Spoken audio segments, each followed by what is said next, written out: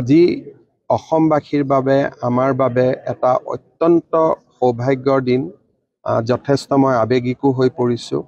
আমি সকলোৱে জানো মহাপুৰুষ শ্ৰীমন্ত শংকৰদেৱৰ তত্বাৱধানত মথুৰা দাস বুঢ়াআতা আৰু সকলো সেই সময়ৰ তেখেতৰ শিষ্যসকলে লগ লাগি বৃন্দাবনী বস্ত্ৰখন প্ৰস্তুত কৰিছিলে।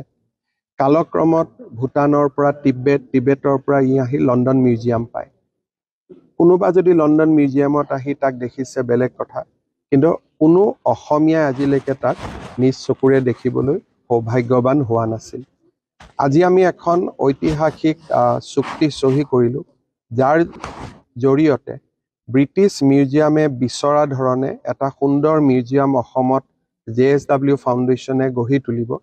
JSW ফাউণ্ডেশ্যন জিন্দাল গ্ৰুপৰ তেখেতসকলৰ মাতৃ সাবিত্ৰী জিন্দাল অসমৰ তিনিচুকীয়াৰ ছোৱালী আছিলে। তেওঁলোকে এটা সুন্দৰ মিউজিয়াম বনাব গুৱাহাটীত। ব্ৰিটিছ মিউজিয়ামে তাক পৰীক্ষা কৰিব আৰু যেতিয়া তেওঁলোকে দেখিব যে এই মিউজিয়ামটোত আমি same temperature, same humidity, same lighting আমি ৰাখিব পাৰিম বৃন্দাবনী বস্ত্ৰখন, যাতে ই ফ্ৰেজাইল হৈ নাযায়, বেয়া হৈ নাযায়, তেতিয়া তেওঁলোকে আমাক বস্ত্ৰখন আনিবলৈ অনুমতি দিব।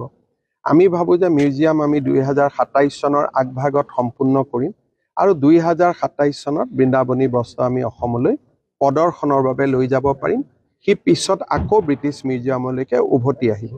কিন্তু যিহেতু মিউজিয়ামটো থাকিব, গতিকে আমি ব্ৰিটিছ মিউজিয়ামৰ পৰা আৰু আপুৰুগীয়া সম্পদ মাজে মাজে প্ৰদৰ্শনৰ বাবে লৈ যাব পাৰিম। আপোনাৰ ব্যক্তিগত অনুভৱটো জানিব বিচাৰিম।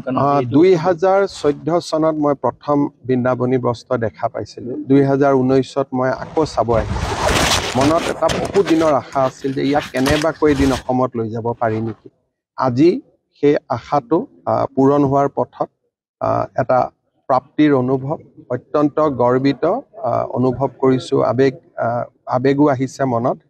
আৰু অসমত মই নিশ্চিত যে এই বৃন্দাবনী বস্ত্ৰখন দেখাৰ পিছত অসমৰ মানুহেও মহাপুৰুষ শ্ৰীমন্ত শংকৰদেৱক আকৌ এবাৰ নতুনকৈ নিজৰ হৃদয়ত স্থাপন কৰিব। তেখেতক আমি জানো কীৰ্তনৰ মাজেৰে, আমি তেখেতক গুণমালাৰ জৰিয়তে জানো, নৱবৈষ্ণৱ ধৰ্মৰ জৰিয়তে জানো, সত্ৰৰ জৰিয়তে, ভাওনাৰ জৰিয়তে।